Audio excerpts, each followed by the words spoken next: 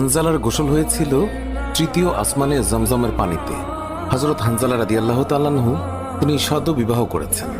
ওই সময় আমাদের প্রিয় নবী সাল্লাল্লাহু আলাইহি ওয়াসাল্লাম সাহাবীদেরকে বললেন, আমার সাহাবায়ে কেরাম, তোমরা উহুদের যুদ্ধের জন্য প্রস্তুতি গ্রহণ করো। রাসূলুল্লাহ সাল্লাল্লাহু আলাইহি ওয়াসাল্লাম হযরত হানজালা রাদিয়াল্লাহু তাআলা আনহুকে বললেন, হানজালা, তোমাকে যুদ্ধে যেতে হবে না। তখন হানজালা রাদিয়াল্লাহু তাআলা আনহু বললেন, ইয়া রাসূলুল্লাহ, আপনি যুদ্ধে যাবেন, কাফেরদের সঙ্গে যুদ্ধ করবেন, আর আমি সেখানে না গিয়ে স্ত্রীর সঙ্গে আমোদ প্রমোদ করব? এটা আমি সহ্য করতে পারবো না, আমাকেও যুদ্ধে নিয়ে চলুন। রাসূলুল্লাহ সাল্লাল্লাহু আলাইহি ওয়াসাল্লাম তখন বললেন, হানজালা, আমি তোমাকে আদেশ দিলাম, তুমি বাড়িতে থাকো, তোমাকে যুদ্ধে যেতে হবে না। হানজালা তখন নবীর আদেশ শুনে কাঁদতে কাঁদতে বাড়ি চলে গেল।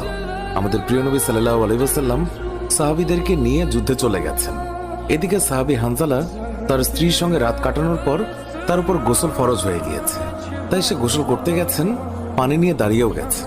এই সময় মদিনার গলি থেকে কেউ একজন চিৎকার করে বলছিলেন, মদিনার মুসলমানরা, তোমরা কার জন্য জীবিত থাকবে? তোমাদের প্রিয় নবীকে কাফের মুশরিকরা শহীদ করে দিয়েছে।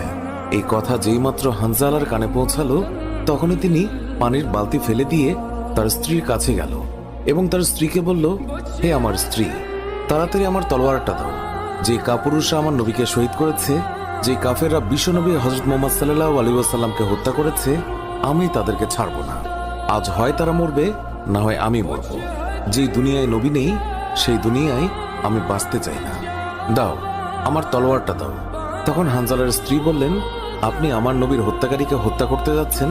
যান, আমি বাধা দেব না, আমার বাধা দেওয়ার অধিকার নেই। তবে আপনি দয়া করে গোসল করে পবিত্র হয়ে যান, কেননা আপনার উপর গোসল ফরজ হয়ে গিয়েছে।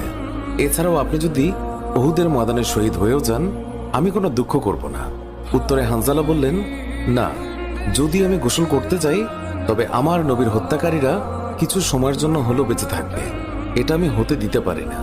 আমার যেই দুনিয়ায় আমার নবী বেঁচে নেই, ওই দুনিয়ার পানি দিয়ে আমি গোসল করতে পারি না। এই বলে তিনি তলোয়ার নিয়ে চলে গেলেন। উহুদের ময়দানে তিনি অনেক কাফেরকে হত্যা করলেন। একসময় যুদ্ধ করতে করতে তিনি শহীদ হয়ে গেলেন।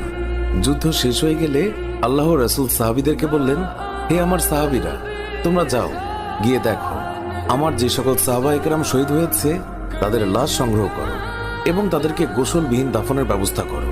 সকল শহীদের লাশ এনে এক জায়গায় রাখা হচ্ছে। নবীজি গুনে দেখলেন ৬৮টি লাশ রয়েছে, ২টি লাশ নেই।